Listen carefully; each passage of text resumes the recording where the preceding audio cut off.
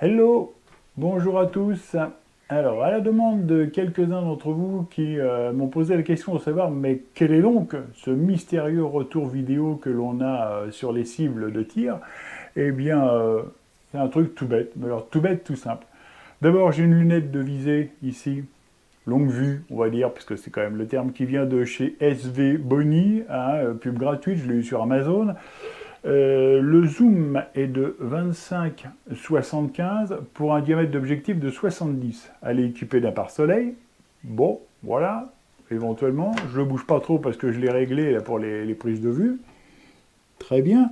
Et pour vous montrer un petit peu comment ça fonctionne, eh bien, en fait, c'est ce support qui vient se fixer sur l'œilleton de la longue vue, ici, qui est un support orientable en tous sens. Donc là, je l'ai déjà positionné dans le bon sens pour mettre le téléphone. Hein, c'est quand même beaucoup plus pratique. Sinon, ici, on dévisse, ça se replie. Enfin voilà, c'est un petit peu moins encombrant. Donc on fixe. Voilà, la fixation ici. Alors, de préférence sur la partie métallique de l'œilleton, hein, parce que le là en caoutchouc, ça ne le fera pas. Et puis, donc je vais vous montrer un petit peu ce que ça donne. Voilà donc ce que ça donne lorsque l'on installe le support du téléphone. Après, le téléphone, bien sûr, vient dans cet emplacement et il faut aligner, bien sûr, l'objectif de l'appareil photo avec l'image que l'on voit dedans. Voilà. Je vais faire une petite démonstration. Voilà, je viens donc d'installer le téléphone ici. Alors là, il faut simplement aligner, voilà, aligner ce que l'on voit afin que l'objectif soit bien dans l'axe de la longue vue. Voilà, maintenant que c'est installé, donc le pommier est tout en face là-bas. Hein, ça doit être à peu près cet arbre-là, il y a grosso modo une centaine de mètres. Donc on voit à l'image qu'à 100 mètres, on commence à distinguer les pommes. Alors la cible qu'on peut imaginer, elle, placée à cette distance-là, on y verrait très bien l'impact. Par contre, si on a besoin, il suffit de cliquer sur le zoom ici, hop, ça fait 2 fois, et là, on distingue les pommes. Je vais faire un petit peu de mise au point sur les pommes. Voilà, et là, on voit les pommes. Alors, avec la GoPro, je ne peux pas m'approcher de trop, parce que je pense que là, ça va être flou, mais on voit très bien les pommes qui sont situées à plus de 100 mètres. Hein. Donc, il n'y a pas de souci pour la cible. Voilà comment fonctionne le principe de ce fameux retour vidéo, qui en fait n'est pas vraiment un retour, simplement une vue directe sur la cible, puisque c'est la lunette, je la laisse à côté de moi, bien évidemment. C'est même bientôt plus pratique que de mettre son œil sur l'œilleton, je trouve. Voilà, pourquoi pas. Pour le deuxième sujet de cette vidéo, je vais vous parler d'une astuce que j'ai trouvée qui rejoint l'idée de Gaëtan, de la chaîne Gaëtan Vallée, qui a expliqué que le fait de tirer avec le bipied en appui permettait de gagner en précision. Alors, j'ai eu la chance de pouvoir le vérifier assez rapidement, c'est tout à fait vrai, vraiment on y gagne énormément. Alors là où je tire, en région parisienne, il n'y a pas de problème, j'ai pu mettre une cale sur la table de tir qui est en bois, je l'ai vissé dedans, pas de souci. Par contre là, ici en Normandie, où je tire à 200 mètres, c'était pas évident, d'autant plus que les tables de tir sont assez basses, et j'étais pas à mon aise. Donc j'ai pris l'habitude de tirer, poser la carabine sur la mallette de transport, et comme on peut le voir, elle est nervurée. Et le hasard fait que les pieds correspondent pile poil à l'écartement de ces nervures. Et pour tirer à 200 mètres, eh bien, je suis juste à la bonne hauteur. Hein, il n'y a pas à y revenir, c'est impeccable. Et je peux me mettre en pression. Alors évidemment, bon, je cale un petit peu mieux, voilà. Et je peux mettre le bipied en pression sur cette nervure qui me sert de butée. La butée bute. C'est le principe d'une butée. Voilà, donc la butée ici pour le bipied. Le réglage du monopode arrière, eh ben, il est conservé puisque de toute façon c'est ici. En plus, ça tourne très bien sur le plastique. Et je suis parfaitement... Bon, évidemment, la lunette est fermée. Mais je suis parfaitement à la bonne hauteur pour ajuster mon tir et me mettre en pression. On voit bien, bon, j'exagère un peu le mouvement, hein, mais on voit bien que je peux mettre la carabine en pression sur la nervure de la mallette. Et ça me fait une butée. Et j'assure les tirs à 200 mètres en conservant le réglage du monopode arrière. C'est vraiment Ça, c'est une astuce qui est très bonne, quoi. Je suis assez content de mon idée, parce que, voilà, on peut voir, hein, ça tient bien, quoi. Je risque pas de passer par-dessus, hein. La butée est tout à fait fiable à l'avant de la mallette. Voilà, pourquoi pas. Si ça peut rendre service à quelqu'un, j'en serais le plus heureux. Bon, par contre, je vais redescendre ça, voilà, parce que je voudrais pas que ça se casse la figure. Donc je vais ranger. Hop, c'est magique. Si tout pouvait être rangé aussi rapidement, ça serait formidable. Un troisième sujet qui me tient à certaines précisions, c'est les petites applications de calcul balistique, parce que j'ai trouvé qu'il y avait entre ce que donnaient les fabricants et les tables, différentes tables de calcul, il y a vraiment des écarts qui sont quand même à prendre en compte et qui donnent de toute façon des résultats en cible très différents. Voilà, donc je vais vous expliquer ça. Pour plus de confort, je vais rapprocher la caméra et puis je vais vous montrer un petit peu les applications balistiques que j'utilise. Il y en a deux. Alors pour l'essentiel, c'est BC 2024 que j'utilise régulièrement, et une autre qui est Élément balistique, que j'ai utilisé, que je n'utilise plus parce que je vais vous montrer pourquoi. Elle est un petit peu plus compliquée, il faut faire un calcul mental. Donc quand on est sur le pas de tir, en train de s'ajuster exactement bien, s'il faut recalculer, diviser, elle donne les réglages en clics et non pas en MOA. En clics, donc ça fait des 116, des 120, des 118 clics. 118 clics, ça fait combien les MOA? Il faut diviser par 4. Enfin bon, à mon goût, c'est un peu trop complexe. Alors que l'autre, l'application BC 2024, donne les résultats directs en MOA, point un chiffre qui donne le nombre de clics supplémentaires.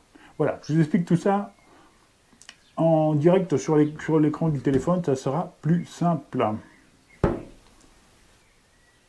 Voilà, donc on va commencer par l'application que je n'utilise plus, parce que ça va aller beaucoup plus vite. Alors pourquoi je ne l'utilise plus? Parce que lorsque l'on règle, voilà, donc on rentre évidemment le nom de la munition, ces différentes alors vitesse, mise à 0 à 50 mètres, la hauteur entre la lunette et le canon, les températures, merci, les températures du moment, enfin du jour de la mise à 0, et les températures du jour où on tire. Ça sera aujourd'hui par exemple. Ensuite, les directions du vent, la force, etc. Et puis, la distance, range 200 mètres, 200 mètres, parce que je vais tirer à 200 mètres, bien évidemment. Donc, le calcul est fait aussitôt, et ça donne 116 clics. Et c'est ça que je ne trouve pas pratique, parce que 116 clics, pour moi, ça ne me parle pas. Je préfère dire 30 MOA. Alors, c'est pas tout à fait 30, c'est 29 MOA plus 4 clics. Voilà, donc non. Il faut obligé de calculer, de faire un calcul mental. Vous verrez, avec l'autre, c'est plus simple. Ce qui utilise fréquemment, c'est celle-ci, et même tout le temps, c'est celle-ci. Elle s'appelle BC. Alors, lorsqu'on l'ouvre, il est marqué « Essayer gratuitement », non, on sort de là, voilà. Alors, on retrouve les principaux renseignements. Regard, précision, rimfire, le nom de la carabine. Voilà, j'ai rentré son nom, donc voilà. La distance de réglage, c'est la même chose, 50 mètres. La hauteur de la lunette, on retrouve les mêmes cotes, 5 cm 6. Alors, clic vertical et horizontal en MOA. Comme c'est du quart de MOA, j'ai mis 0,25. Bon, c'est arbitraire, parce que j'ai essayé d'autres chiffres, ça ne change rien. Donc je suis resté comme ça, 0,25. La masse de la balle en grammes, que l'on peut choisir aussi en grains. Il suffit de cliquer sur la petite roue dentée, là, des paramètres. On a tout ce qu'il faut pour régler, voilà, masse de la balle en grains, en grammes, en centimètres, en inches, etc. Donc moi, je suis resté en cote centimétrique, c'est beaucoup plus simple. En cote métrique, pardon. Donc la masse de la balle 2 grammes 59, la vitesse de la balle en mètres secondes 320 mètres secondes, coefficient balistique, on y reviendra parce que c'est là où il y a un os. Ensuite on a la direction du vent. Alors là où je tire, à 200 mètres, bien souvent, il n'y a pas de vent, parce que c'est excessivement bien protégé. Donc arbitrairement, je laissé le réglage à 245 degrés, comme on peut le voir. Si par contre on attrape le petit rondibabet bleu, je l'amène là-haut, on voit que par exemple, j'ai dépassé un peu le nord, c'est direction 15 degrés. Donc c'est presque plein nord. Voilà, bon, je le remets comme c'était, voilà, bref. La vitesse du vent, comme je le disais, 0.0 parce que là où je tire, moi, il n'y a pas de vent, c'est pas sensible. La température ce jour-là, il faisait 16. La pression atmosphérique, 1006 millibars. Et l'humidité, 74%. Une fois que tous ces paramètres sont rentrés ici, on clique, on tape, on clique, c'est mieux quand même que de taper sur le téléphone, ça se fait pas, c'est pas sympa. Hop, tableau. Et voilà, le tableau, les 200 mètres sont ici. Voilà, je vais faire ça pour qu'on le voit mieux. Donc, on a tous les renseignements. La vitesse en mètres secondes au point de départ, qui est de 320 mètres secondes, c'est ce qu'on avait dit. Les hauteurs, l'élévation en centimètres. La dérive en MOA. Voilà le gros avantage, c'est ça, c'est que c'est en MOA. Donc, à 200 mètres, je vois qu'il faut que je fasse 31 MOA, point 2. Alors, le point 2, le point 2, le point 9, ou le point 4, comme on voit sur d'autres références, là, c'est là où il faut interpréter. Quand on a, par exemple, point 5, c'est pas le bol, je n'en ai pas là. Bon, c'est pas grave. Alors, par exemple, à 75 mètres, il faudrait que je mette 3 MOA, point 6. 3 MOA, point 6, c'est entre 3 et 4 MOA. On est d'accord. Point 6, c'est un peu au-dessus de la moitié. La moitié, on va dire que ça serait 0.5, ça ferait une moitié. Ça correspondrait à 2 clics. Je ne sais pas si vous me suivez. Bon, je vais vous expliquer ça avec le petit dessin qui suit, parce que là, je crois que je suis en train de larguer du monde. Voilà, j'ai fait un petit croquis, c'est peut-être plus simple. On me dit il faut faire 30 MOA, point 5. Alors, je tourne déjà dans le sens du hop, clic, clic, clic. Alors, il faut donc que je fasse 2 tours, puisqu'un tour, c'est 15 MOA. Je fais donc 2 tours, et on me dit point 5. Point 5, comme on peut remarquer, il n'y a que 3 traits entre les deux. Le point 5, par exemple, ça serait ce grand trait-là qui est le milieu, puisque c'est 1, 2, 3, 4 clics pour faire un MOA. Donc, je ferai 2 tours plus 1, 2 clics. J'amènerai la barre du 0 ici, sur les 2 clics. Je ne sais pas si vous me pigez. Si c'est 0.6, c'est un peu plus compliqué, c'est pas tout à fait 5, c'est un peu au-dessus, donc entre 2 ou 3 clics, il faut essayer. Après on ne joue pas au demi-clic, hein, on est en quart de MOA, on n'est pas en huitième de MOA. Il faut arriver à jongler un petit peu sur ces chiffres-là. Bon, c'est pas bien méchant, mais on a une approche qui est excessivement serrée pour le résultat en cible. Ça, il n'y a vraiment aucun problème. Alors, ça, c'est une bonne chose. D'autre part, maintenant, je vais vous parler des coefficients balistiques qui me semblent un petit peu à l'ouest.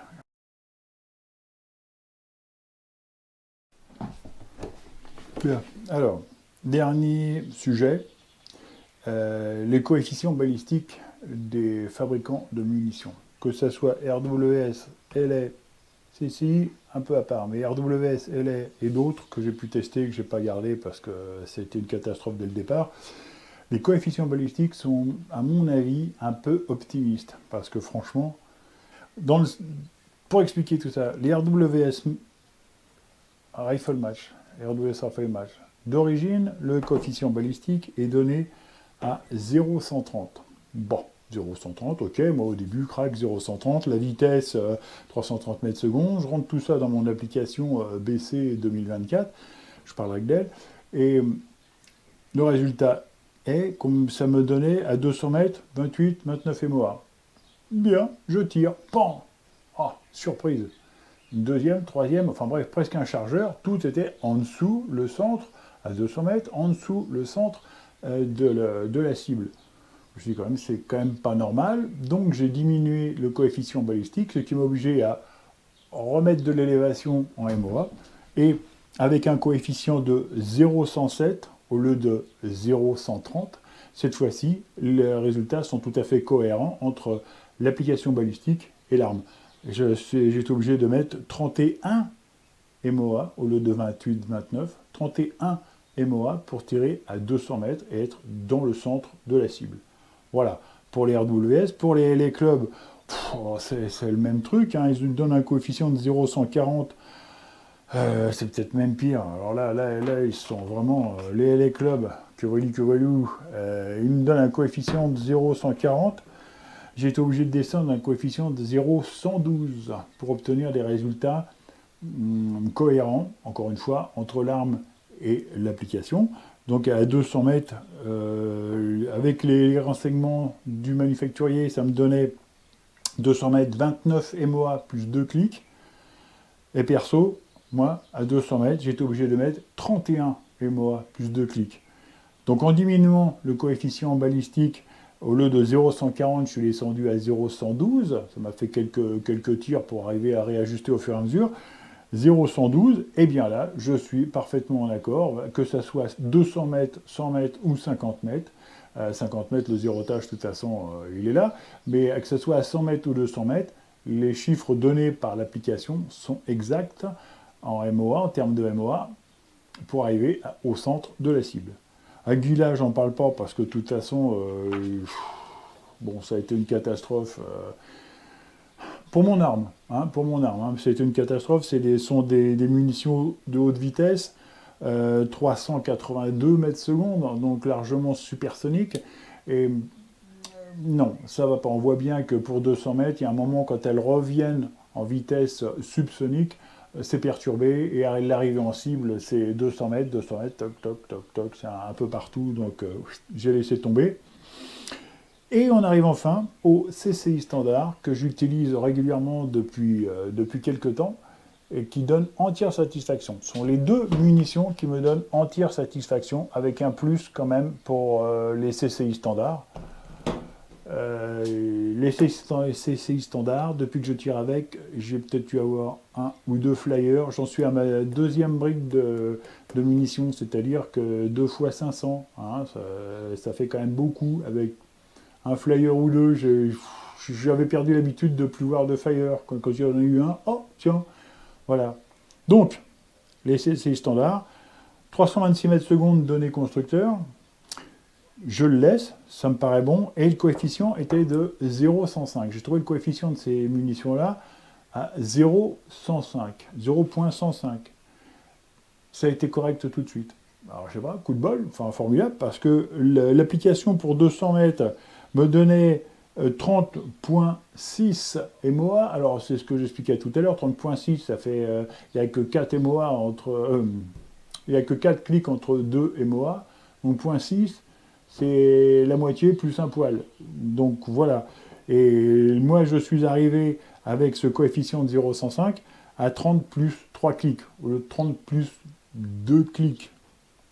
La moitié plus un clic, c'est compliqué à expliquer, mais enfin, c'est tellement simple quand on a ça. Je veux dire que c'est à un clic près, je veux dire à 200 mètres, un clic près, ça me fait quoi? Tant que je me souvienne, j'ai rangé mon petit calepin. En quart de MOA à 200 mètres, un clic, ça fait 14 mm 5. Ça fait 1 cm 4, quoi. 1 cm 4 à 200 mètres. 1 cm 4 à 200 mètres, c'est-à-dire que tu bouges un poil, là, le 1 cm 4, il est largement dans les choux. Donc 1 cm 4 à 200 mètres, voilà, ça me va très bien pour un clic. Je ne cherche pas à faire, encore pour le moment, faire de la précision, à tout mettre dans une pièce de 2 euros à 200 mètres. Je touche une pomme à 200 mètres, hein, pas une fois, hein, sur une quinzaine, sur une dizaine de cartouches de mémoire, j'ai dû rentrer 8 ou 9 munitions sur une pomme à 200 mètres.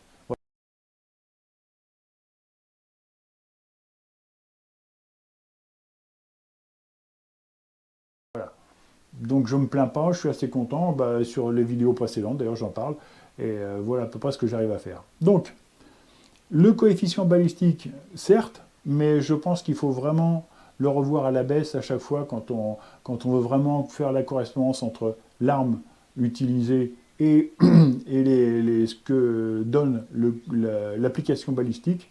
Il faut revoir le coefficient à la baisse parce que C'est un peu dans les choux, quoi.